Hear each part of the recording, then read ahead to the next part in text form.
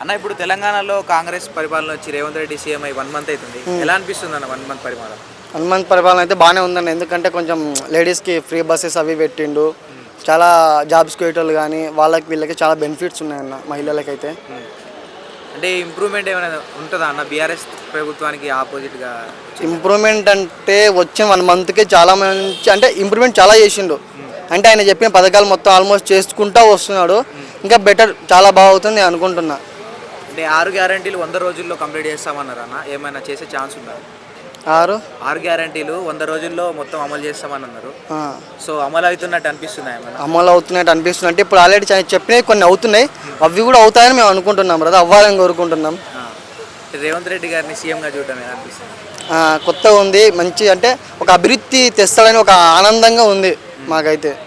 అంటే రీసెంట్గా ఆయన కేంద్రంతో అందరితో కలవడం, రేవంత్ రెడ్డి గారు అందరి దగ్గరికి పోయి మాట్లాడడం, ఒక కాంగ్రెస్ వ్యక్తి బీజేపీ వాళ్ళ దగ్గరికి వెళ్ళి మాట్లాడడం ఎలా అనిపిస్తుంది?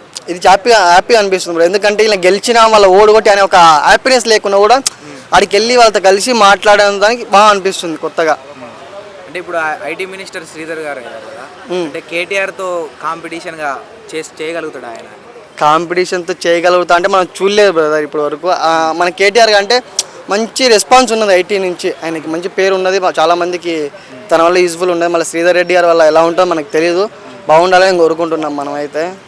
అంటే చాలామంది కేటీఆర్ అయితేనే బాగుండేది, ఐటీ మినిస్టర్ ఆయన అయితేనే బాగుంటుంది. నేను కూడా అదే చెప్తా, కేటీఆర్ అయితే బాగుంటుంది, కానీ కేటీఆర్ అవ్వలేదు కదా బ్రో. శ్రీధర్ రెడ్డి గారు బాబు వచ్చినా కూడా ఆయన అంత చేయలేడు అని అంటున్నారు. చేయలేదు అంటే ఇంకా మనకు తెలియదు బ్రో, ఆయన ఏం చేస్తాడో, చేయాలని కోరుకుంటున్నాం మనం కూడా. టోటల్గా ఈ 1 మంత్ అనేది ఎలా గడిచిందన్న? 1 మంత్ అనేది బాగానే గెలిచింది, బాగా హ్యాపీగా ఉంది.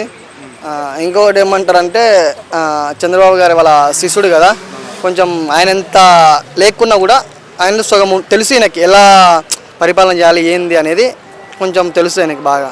అంటే రేవంత్ రెడ్డి గారు మొన్న అన్నారు, నేను సీఎం అయినప్పుడు కనీసం జగన్ గారు విష్ కూడా చేయలేదు, నన్ను కంగ్రాట్స్ కూడా చెప్పలేదు, పక్క రాష్ట్రం అయి ఉండి అని. ఎందుకు చేస్తారన్న ఆయన సీఎంలు? అవును కరెక్టే, కానీ ఇప్పుడు కేసీఆర్ జగన్ ఒకటి, చంద్రబాబు నాయుడు గారు రేవంత్ రెడ్డి గారు ఒకటి, మళ్ళీ వాళ్ళు వచ్చి ఇలా ఇచ్చేస్తారు. అంటే ఫీల్ అయ్యేం లేదు. జగన్ ఉన్న కేసులు మొత్తము కేసీఆర్ గారు కొట్టేసుకుంటా వాయిదాలకి రప్పియకుండా చూసుకుంటున్నారు. రేవంత్ రెడ్డి వచ్చినగా రప్పిస్తాడు. ఇంకా ఆంధ్రాకి తెలంగాణకి ముందు వార్లు ఏమైనా ఉంటాయంట? వార్లేమో కానీ రేవంత్ రెడ్డికి జగన్మోహన్ రెడ్డికి అయితే బాగుంటుంది, గట్టిగా ఉంటుంది. ఎందుకంటే జగన్మోహన్ రెడ్డి మీద నా కేసులను కేసీఆర్ గారేమో వాయిదాలు చేసుకుంటా ఇవి చేసుకుంటా కోర్టుకి గెలిపేయలేదు. ఇప్పుడు వచ్చినగా రేవంత్ రెడ్డి మొత్తం బీకేస్తాడు, పిలిపిస్తాడు, వాయిదాలకి అవి వేరే లెవెల్ ఉంటుంది ఇప్పుడు జగన్కి మాత్రం. ఐటీ పరంగా కాంగ్రెస్ నుండి డెవలప్మెంట్ అనేది చూడొచ్చా అంటే చూడొచ్చు, చెప్పలేం కదా మనం. శ్రీధర్ బాబు గారు ఎలా చేస్తారో ఆయన చూడొచ్చు మనం అయితే. బాగానే వచ్చి 1 మంత్ అవుతుంది, రైతు బంధు ఇంకా పడలేదు, అంటే కొన్ని సమస్యలు ఇంకా తీరలేదంటే తీరుస్తారు బ్రదర్, ఇప్పుడే వచ్చింది, చూపిస్తారు ఆయన పరిపాలన ఏందనేది. మొత్తానికి ఎట్లుందంటారు? బాగానే ఉంది బ్రో, మన రేవంత్ రెడ్డి గారి పరిపాలన అయితే బాగానే ఉంది, హ్యాపీ. అంటే రాగానే అంటే ఫ్రీ బస్సు పెట్టడం, అదే చెప్తున్నాం కదా, పెట్టి బాగానే చేస్తున్నారు ప్రజలకి, ఇంకా బాగా చేయాలని కోరుకుంటున్నా.